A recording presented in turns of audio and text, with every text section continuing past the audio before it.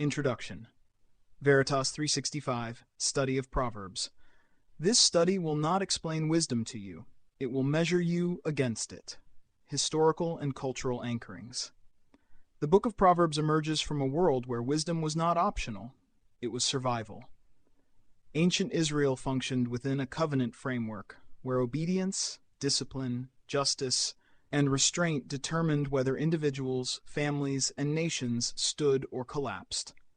Kings, fathers, judges, and teachers carried the responsibility of transmitting wisdom across generations. When that chain broke, disorder followed. Proverbs is not written from theory. It is written from observation, life lived under God's order. Its sayings were preserved, repeated, and taught because they proved true. They revealed patterns, cause and consequence, action and outcome, righteousness and result. This body of wisdom is not the voice of a single man, but a preserved collection passed through multiple sources under God's authority. The primary voice is King Solomon, a king known for wisdom granted by God. His proverbs reflect leadership, governance, justice, discipline, and the realities of ruling both self and others under divine order. Additional material was preserved and compiled by the men of King Hezekiah, who carried Solomon's wisdom forward into a later generation facing moral and national instability.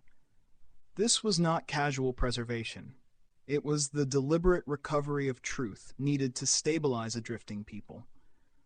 The book also includes the words of Agur, whose tone shifts from authority to humility, acknowledging the limits of human understanding and pointing beyond himself to God. Finally, King Lemuel presents instruction received from his mother, introducing a voice shaped by accountability, foresight, and moral clarity within a royal household. These voices speak from different positions, king, observer, son, student, but they reveal the same truth. Wisdom is not imagined. It is observed, tested, and proven. This study carries that same intent forward, preserving wisdom that is meant to be applied, not admired. Modern application.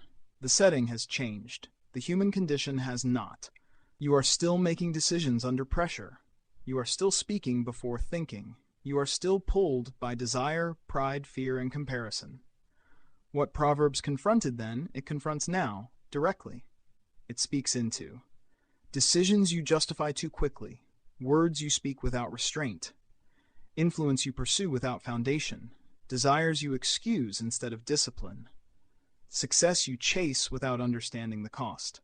The same failures addressed by Solomon, Agur, and Lemuel are not historical, they are present. This study is not designed for passive reading. It is designed to expose misalignment and force clarity. Linguistic anchorings. The structure of Proverbs is deliberate. It relies on contrast, repetition, and imagery to drive truth into memory. Wisdom and foolishness are placed side by side, not for style, but for clarity. You are meant to see the difference and choose. The language is direct. The outcomes are clear. The consequences are not hidden. The Veritas 365 format preserves this design. Phase 1 delivers clarity, short, direct, verse-by-verse explanation.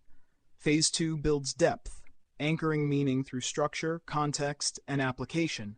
Each line is separated intentionally, because truth must be heard clearly before it can be lived consistently. Nothing is softened. Nothing is abstracted beyond recognition. The goal is not complexity. The goal is clarity that leads to action. Theological anchorings. Proverbs stands on a single foundation. God governs reality. The wisdom spoken through Solomon, Agur, and Lemuel is not self-generated insight. It is observation aligned with God's design. The fear of the Lord is not emotion. It is orientation. It is the recognition that God defines truth, God establishes order, God determines consequence. Rejecting that foundation does not create freedom. It creates distortion. Proverbs makes this clear. Obedience produces stability. Pride produces collapse. Discipline produces life. Indulgence produces loss. This study does not reinterpret those realities. It reinforces them. Key themes. Authority of wisdom. Truth is not optional. It governs outcomes. Discipline and restraint. Unchecked desire leads to destruction. Speech and consequence. Words build, reveal, or destroy. Pride and humility. Elevation follows submission, not self-promotion. Righteousness and wickedness. Both paths lead somewhere. Only one leads to life. Application over awareness. Knowing without doing is failure. Closing thought.